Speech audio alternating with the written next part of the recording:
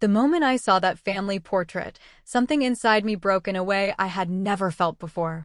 It wasn't just a picture, it was supposed to be a frozen memory of togetherness, a symbol of belonging, and a reminder of who we are to each other. Families take pictures to remember moments of love, of milestones, of unity. But when I looked at that frame on the wall, at the glossy smiles and carefully coordinated clothes, there was no trace of me anywhere. It was as if I had never existed. My image was deliberately cut out, cropped, erased from the memory they wanted to keep. And in that instant, I realized that this wasn't just about a photograph. It was about everything I had been feeling for years, but never had the courage to admit to myself. I was not part of them, at least not in the way they wanted to show the world. At first, I thought maybe it was an editing mistake, some kind of technical error, but the sharpness of the edges where I should have been made it painfully clear. This wasn't a mistake, it was a choice. They had chosen to present themselves as a perfect family of smiles and togetherness, while I was conveniently erased from that image. And the worst part was, no one said a word about it. That portrait hung in the living room, on full display to every guest, every relative, every friend who came through those doors, and no one asked where I was. No one pointed out my absence, and no one seemed to care. In that silence, I heard the truth louder than ever before. I was the extra piece that never fit, the shadow they never wanted in the spotlight. The photograph became a symbol of the many times I had been overlooked, the birthdays that went unnoticed, the conversations where my voice was drowned out, the celebrations where I stood at the edge of the crowd, smiling faintly but never fully included. To be cropped out of the portrait was to be cropped out of the narrative, the story they wanted to tell others about themselves. A story where I was nothing more than a distraction. I kept staring at that picture, my chest tightening with every passing second. Questions filled my mind. What made them decide that I didn't belong there? Was my presence too uncomfortable, too inconvenient for the image they wanted to project? Did they see me as a mistake, something that didn't match their carefully polished version of themselves? I wanted to tear the frame down, to shatter the glass and scatter the pieces across the floor, but I couldn't. My hands trembled, not with anger alone, but with a deep ache that words cannot fully capture. It wasn't just about being excluded from a photograph, it was about being excluded from them. The thought that they might have sat together, reviewed that picture, and agreed to remove me was a dagger to the heart. Maybe they thought no one would notice, or maybe they knew no one would even ask. And perhaps that was what stung the most, not just their act of removing me, but the certainty that my absence wouldn't matter to anyone but me. Memories began flooding back, each one tied to the same feeling of being unseen. I remembered family dinners where my words floated in the air unanswered. I remembered holidays where my gifts were an afterthought, something grabbed last minute, while everyone else's were wrapped with care. I remembered standing beside them during group photos in the past, always pushed a little to the side, always a little out of frame. The photograph was not an isolated act, it was the clearest reflection of how they had always seen me, or rather, how they had chosen not to see me.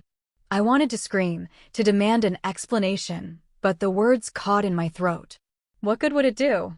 They would probably dismiss it, laugh it off, tell me I was imagining things, that it was just a picture. But I knew better. I knew the intention behind it, the message it carried, the wound it carved deeper into me. Every time my eyes met that smiling group in the frame, I felt the sting of rejection all over again. They looked so complete without me, as if my presence would have ruined the perfect image they wanted to preserve. That moment, that realization, was the spark that lit the fire within me. The cropping out wasn't just a cruel edit, it was a declaration. And as much as it tore me apart, it also forced me to confront a reality I had tried to ignore for far too long. The truth that I was living in a family that wanted me invisible, that preferred me erased, that could smile brighter without me in the picture. And once you see something like that, once you feel the cold weight of being deliberately cut away, you cannot unsee it, you cannot forget it. It becomes a scar that follows you every time you look at them, every time you look at yourself. The pain of being excluded is not always loud, not always dramatic. Sometimes it lives quietly inside you, showing itself in subtle moments that most people would overlook. For me, The hidden pain of years of neglect and exclusion had been building long before I ever saw that portrait. The picture was only a confirmation of what I had already felt deep in my bones, that I had been an outsider in my own family for as long as I could remember. It was in the way they looked at me, or sometimes didn't look at me at all. It was in the silences that followed whenever I tried to speak, the dismissive nods, the quick subject changes that told me my words held no weight. As a child, I thought it was normal. I told myself every family has favorites, that maybe if I tried harder, smiled more, behaved better, they would notice me the way they noticed the others. I tried to make myself useful, doing chores without being asked, bringing home good grades, waiting for the smallest sign of recognition. But the acknowledgement rarely came, and when it did, it felt forced, like something said out of obligation rather than genuine pride. I would watch them celebrate each other's achievements with laughter, hugs, and long conversations, and then see my own successes brushed aside as if they were nothing more than expected.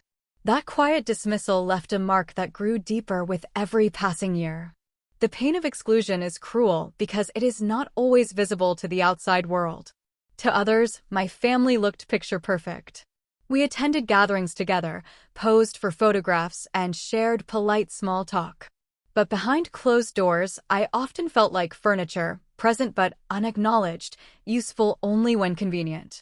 There were countless dinners where my seat at the table felt colder than the rest, where my attempts to join in were met with silence, where my laughter faded quickly into the background noise. I was there, yet somehow absent in their eyes, as though they had trained themselves not to notice me. Even in moments that should have been filled with joy, the undercurrent of exclusion followed me. Birthdays that should have felt special turned into quiet evenings with barely a mention of my name, while my siblings had entire days dedicated to them, filled with balloons, parties, and carefully chosen gifts. When holidays came around, I could see the difference in the way they treated me. My presents were always the last ones picked up, wrapped hastily, sometimes without even a tag. I told myself it didn't matter, that gifts were not what defined love, but deep down I knew it was never about the objects. It was about the thought, the effort, the care that was so freely given to everyone else, but withheld from me. There were days I convinced myself it was my fault, that maybe I wasn't lovable enough, maybe there was something inherently wrong with me that made them treat me this way. I carried that belief like a heavy stone inside my chest, blaming myself for the distance that grew between us. But as time went on, I began to see the pattern more clearly. It wasn't about me not trying hard enough, it was about them choosing not to see me. The exclusion was deliberate, and the neglect was consistent. It was not a mistake, it was a role I had been assigned without my consent. The worst part of this hidden pain is that it becomes normal over time. You grow used to lowering your voice, to stepping aside, to expecting less. You learn to celebrate your victories alone, to cry quietly so no one notices, to wear a mask of indifference that hides the longing for connection. It becomes second nature to expect nothing, because expecting anything only leads to disappointment. Yet no matter how much you tell yourself you don't care, the ache never truly leaves. It lingers in the quiet moments when you're alone with your thoughts, whispering questions you can't answer. I remember countless nights lying awake, wondering why I wasn't enough for them. Was it the way I looked, the way I spoke, the choices I made? Did they see me as a burden, an embarrassment, or simply an inconvenience? These questions swirled endlessly in my mind, carving deeper wounds with every repetition. The neglect was never spoken aloud, but it was louder than words could ever be. Every ignored conversation, every absent glance, every overlooked milestone was like another cut, small on its own but devastating when they all added up. It is a strange thing to feel lonely in a house full of people. To sit in the same room as your family and yet feel invisible, like a ghost haunting a place where you are not wanted. The walls echoed with laughter that seemed to stop just before it reached me, with conversations that always flowed around me but never included me. That loneliness is the kind that burrows deep, because it isn't born from being alone, it's born from being unwanted where you should have belonged the most. The hidden pain of neglect does not fade with time. It sits quietly in the heart, growing heavier with every reminder, with every new moment of exclusion. You learn to smile in photographs, to nod politely at gatherings, to play the part of someone who belongs, but inside you are carrying years of unspoken hurt. It is a weight you learn to live with, but it never stops pressing down, reminding you that in the eyes of those who should have loved you unconditionally, you were never truly seen. Behind every picture-perfect family moment lies a reality that often remains unseen by outsiders. To anyone looking from the outside, my family seemed flawless. Smiling faces in gatherings, coordinated outfits in photographs, polite conversations at dinner tables. They looked like the very definition of unity, the kind of family others might envy. But beneath that polished surface was a truth I carried silently, a truth of being invisible in the very place where I should have felt most accepted. The smiles and laughter were real enough for them, but for me, they were reminders of how easily I could be excluded without anyone even noticing. It was a constant struggle, living behind the perfect image they worked so hard to project, while I bore the weight of being left out of the story they wanted to tell the world. Every celebration was the same. The camera would come out, everyone would gather close, and I would be placed at the edge, sometimes even cut off in the frame, as if I was only partially part of the family. My siblings would be pulled into the center, hugged tightly, while I hovered awkwardly at the side, trying to smile even though I knew where I stood. The photograph was always adjusted to perfection later, and more often than not, my presence was blurred, cropped, or hidden. For guests and relatives who looked at these pictures, we appeared like a close-knit family. But for me, those very pictures were proof of how carefully they constructed an illusion that left no space for me. The hardest part was the contrast between appearance and reality. To outsiders, we were warm, loving, and connected. To me, we were cold, distant, and selective. There were moments when visitors would comment on how lucky I must feel to have such a supportive family, and I would smile politely, swallowing the bitter truth that support was something I rarely received. They admired the unity they saw, while I silently carried the pain of knowing that unity existed only when I was not part of it. I learned early on that our family's greatest talent was performance, pretending everything was perfect while ignoring the fractures beneath the surface. At dinners, the conversations painted the same picture. Stories were exchanged, laughter echoed across the table, and the energy flowed naturally between everyone else. I would add a thought or a memory, but more often than not, my words were drowned out, dismissed, or ignored entirely. If I tried again, I would be met with a quick glance or a forced nod, as if acknowledging me was a task, not a choice. It created an atmosphere where I felt like a stranger, watching them bond over stories I was never truly part of. Yet to anyone outside that dining room, it looked like a lively, happy family meal. The hidden struggles were not just about being ignored, they were about being denied the right to belong. A family is supposed to be a place where you can be yourself without fear of rejection, but for me, it was where I felt most unwelcome. I could laugh, I could join the traditions, I could participate in every family event, and still, the unspoken message remained clear. I was not really one of them in the way that mattered. That subtle rejection was more painful than open conflict because it was quiet, almost invisible, but always present. It became second nature for me to wear a mask around them, to play along with the image they wanted to uphold, to smile in photographs, to nod along during conversations, to appear as though I fit in. I knew that if I revealed how I truly felt, it would be dismissed or twisted back on me. They would tell me I was imagining things, that I was too sensitive, that I should be grateful for what I had. And so I swallowed my pain, keeping it hidden behind a smile, while inside I wrestled with the reality of being excluded by the very people who should have been my foundation. That hidden struggle grew heavier with time. It was there when I tried to share an achievement, only to see it overshadowed by someone else's. It was there when I tried to speak up about how I felt, only to be told I was wrong. It was there every time I was made to feel that the family was better, stronger, more complete without me. And it was reinforced every time they proudly showed off pictures where I was missing, or minimized, or simply erased. The perfect family image meant everything to them, but it cost me my sense of worth. Living behind that image created a kind of loneliness that is difficult to explain. It is not the loneliness of being alone in a room, but the loneliness of being surrounded by people who refuse to see you. It is smiling while your heart aches, laughing while your soul feels heavy, pretending everything is fine because admitting the truth would ruin the picture they have worked so hard to maintain.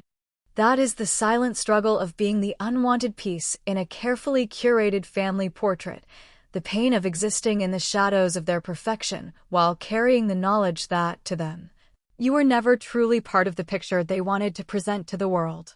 There comes a point in every quiet suffering when silence becomes unbearable, when the weight of unspoken pain presses so hard against your chest that it feels like you are suffocating. For me, that point arrived after years of pretending, after countless moments of swallowing the hurt, after standing on the edges of family gatherings and convincing myself that invisibility was easier than confrontation. But the truth is, invisibility is its own kind of prison, and sooner or later, something inside you breaks free.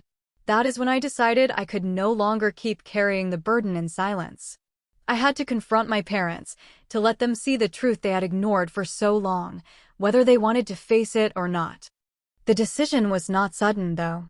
It was born out of years of hesitation, of weighing the risks, of asking myself if speaking up would make things better or worse. I had always been the one to avoid conflict, to smooth over tension, to shrink myself so that peace could remain unbroken. I thought that keeping quiet was the way to keep the family together, that my silence was a sacrifice worth making if it meant harmony. But every time I looked at that family portrait with my absence glaring back at me, every time I felt the sting of being brushed aside, I knew I was sacrificing myself for a peace that only benefited them. And that realization made me angry in a way I could no longer ignore. I replayed the confrontation in my head 1,000 times before it ever happened. I imagined walking into the room, looking them in the eyes, and asking them why. Why was I excluded? Why was I erased? Why was my existence treated as something less important than the image they wanted to uphold? Sometimes in my mind, they responded with apologies, with tears, with confessions of guilt. Other times, they lashed out, denying everything, blaming me for being too sensitive, too dramatic, too needy. And though I never knew which version of the confrontation would come true, I knew I had to face it regardless. The silence had become unbearable, and the portrait was a wound that refused to heal until I demanded an answer. The night I finally decided to confront them, I remember sitting alone, my hands trembling as I rehearsed the words I wanted to say. It was not easy to prepare myself for the possibility that they might not care, that they might look me in the eyes and tell me I was imagining it all. But I had reached the point where their denial could no longer hurt me more than their silence already had. I needed to speak, not for them, but for myself. I needed to release the weight I had been carrying for so long. When the moment came, my parents were sitting in the living room, the portrait hanging proudly on the wall behind them. I stood there for a long time before speaking, my eyes flicking between them and the smiling faces in the frame that excluded mine. My voice shook at first, but then the words poured out, words I had been holding back for years. I told them how it felt to see myself cropped out, how it confirmed everything I had felt growing up, how I had spent years trying to earn their recognition only to be pushed aside. I told them about the loneliness, the neglect, the way their silence had carved into me deeper than any argument ever could. Their faces shifted as I spoke, surprise, discomfort, defensiveness. My father crossed his arms, my mother fidgeted with her hands, and I could see the struggle in their eyes as they tried to process the torrent of words. For the first time in my life, I didn't stop to soften the edges, I didn't back down when they tried to interrupt. I held my ground, letting every unspoken truth finally find its voice. Confronting them was terrifying, but it was also liberating. I had always feared that if I spoke, they would reject me even more, that my words would create a distance that could never be closed. But the truth was, the distance already existed, and pretending otherwise had only deepened my pain. By speaking, I was not creating a fracture, I was exposing the one that had been there all along. The decision to confront them was not about winning or losing, not about making them admit their wrongs, but about reclaiming my own voice. For so long, I had let their actions dictate my worth, but by choosing to face them, I was taking back the power I had given away. I was no longer willing to be the silent shadow in their perfect picture. I wanted them to see me, not as an accessory, not as an inconvenience, but as their child, as someone whose presence mattered. Whether they acknowledged it or not, I needed to know that I had at least fought to make myself visible. That night, standing in front of them with the portrait looming behind us, I felt both the fear of rejection and the relief of truth colliding within me. It was not easy, and it was not simple, but for the first time, I had chosen to confront the pain rather than hide from it. And in doing so, I had taken the first step toward freeing myself from the silence that had bound me for so long. The envelope had been sitting in my drawer for weeks before I finally gathered the courage to bring it out. It was not just paper sealed in a fold, it was years of silence condensed into a single object, a physical symbol of everything I had been holding back, everything I wanted them to see, everything I needed them to acknowledge. For me, the envelope was more than a collection of words and memories. It was a mirror I wanted to hold up to my parents, forcing them to look at what they had done and what I had endured. Every time I looked at it, my chest tightened, but I knew that handing it over was the only way I could truly express what had been trapped inside me for so long. Inside were letters I had written on nights when the loneliness felt unbearable, when I could not bring myself to speak but needed some way to release the ache. There were photographs too, the ones where I had been pushed to the edges, half smiling while everyone else radiated joy. I included pieces of my report cards, old certificates, small fragments of achievements that had gone unnoticed, the moments when I had desperately looked for their pride but found nothing but indifference. Each piece was carefully chosen, not to accuse, but to remind them of the parts of me they had ignored, the parts of me they had erased. The act of putting it all together had been a journey of its own. Some nights, as I wrote, my tears blurred the ink, but I kept writing anyway, because the pain demanded to be put into words. Other nights, I almost tore everything apart, convinced that it was pointless, that no envelope could make them see me differently.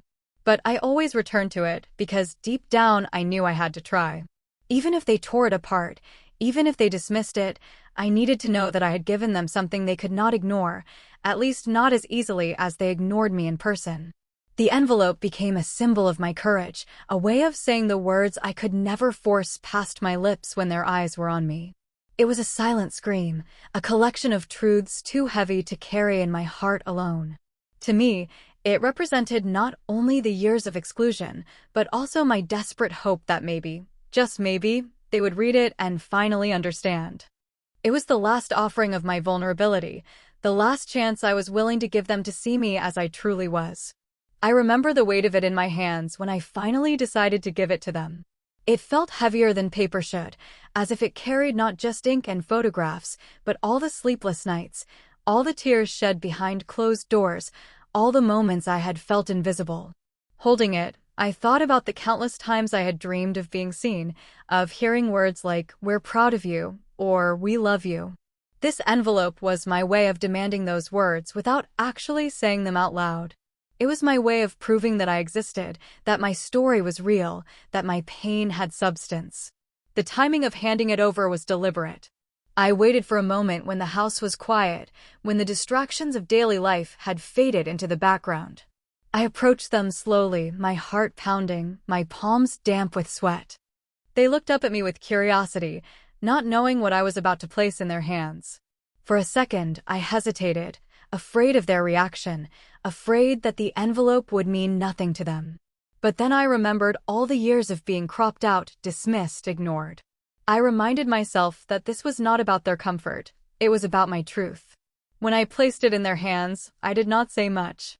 Words felt unnecessary in that moment, because everything I wanted to say was already sealed inside. I simply looked at them, letting my silence speak for itself, and watched their expressions shift as they glanced at the envelope, sensing its weight.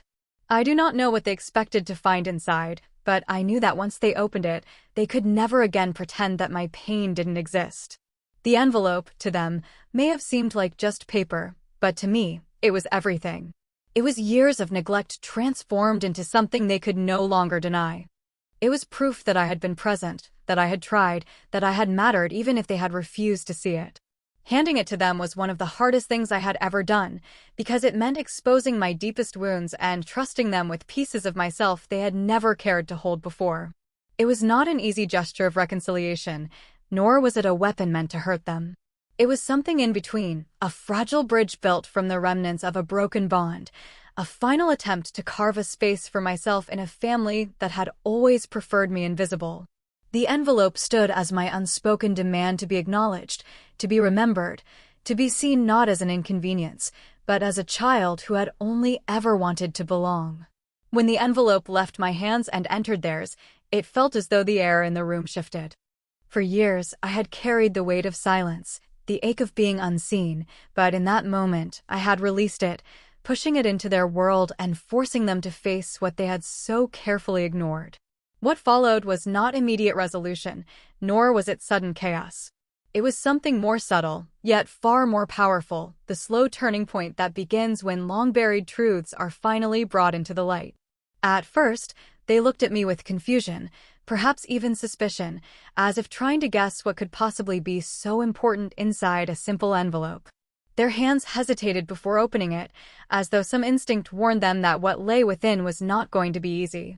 And when the contents spilled out, the letters, the photos, the fragments of my neglected existence, the silence that filled the room was unlike any silence I had ever known.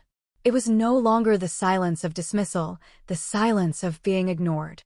This silence carried weight, it carried shock, and for the first time, it seemed to demand acknowledgement. I watched their eyes move across the pages, their expression shifting between confusion, guilt, denial, and discomfort. They lingered on the photographs where I had been pushed aside, the certificates of achievements that had gone unnoticed, the words I had written late at night when the pain felt unbearable. And as they read, I could see them wrestling with the reflection of themselves that was staring back at them. They had worked so hard to create the perfect family image, but here, in their hands, was the evidence of the cracks in that picture, the proof that behind the smiles and poses there was a child who had been left behind. The turning point was not loud. There were no shouting matches, no immediate apologies, no sudden outpouring of love. Instead, it was in the small shifts, the way their eyes avoided mine yet could not escape the truth on the pages, the way their hands trembled slightly as they held the letters. The way the proud portrait on the wall suddenly looked more like a haunting reminder than a cherished memory. For the first time, I felt that they were seeing me, not because they chose to, but because the truth no longer allowed them to look away. That moment redefined the dynamic between us. It forced them to reckon with the reality they had denied for so long, and it forced me to step out of the shadows I had been living in. I was no longer the silent child at the edge of the frame. I was the one who had dared to hold up a mirror, to shatter the illusion, to demand that the truth be faced. The power dynamic had shifted, and with it, the story of our family was no longer one they could control without my voice. The change was not easy. There was resistance, of course, the kind that comes when people are confronted with their own failures. There were attempts to downplay the pain, to insist that I had misunderstood, to suggest that I had been too sensitive. But even in their resistance, I could see the cracks in their certainty. They knew that the evidence in their hands could not be erased, not as easily as they had erased me from the portrait.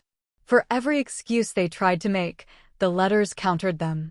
For every denial, the photograph stood as undeniable proof. The turning point had already begun, whether they wanted it or not. For me, that shift was both painful and liberating. Painful because it meant exposing wounds I had kept hidden for years, wounds that still ached with every word I had written. Liberating because it meant I no longer had to carry that burden alone. By handing them the envelope, I had forced the truth into the open, and in doing so, I had taken back the power that silence had stolen from me. The dynamic of the family could never be the same after that. Even if they tried to return to the illusion of perfection, the knowledge of what lay beneath it had already been revealed. The portrait on the wall no longer looked like a symbol of unity, it looked like a mask that had finally cracked. And though they might still resist, deny, or struggle, the truth had already shifted the ground beneath us. They could no longer pretend that I had not been hurt, that I had not been excluded, that I had not been crying out for acknowledgement all along.